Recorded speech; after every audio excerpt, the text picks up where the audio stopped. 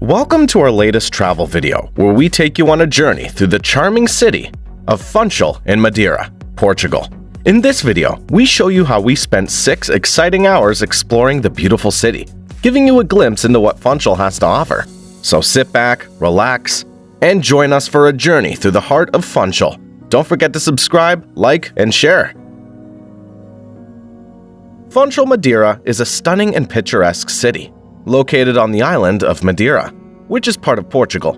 The city's a dream destination for anyone who loves to travel and explore new places, as it offers a unique mix of culture, history, nature, and adventure.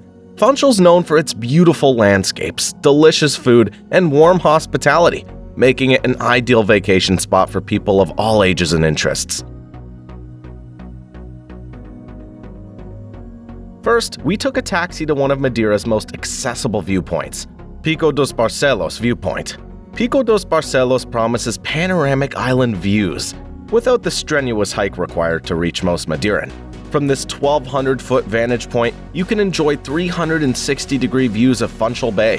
One of the most striking features of Funchal is its natural beauty, which is evident in the lush green forests, sparkling blue waters, and rugged mountains that surround the city.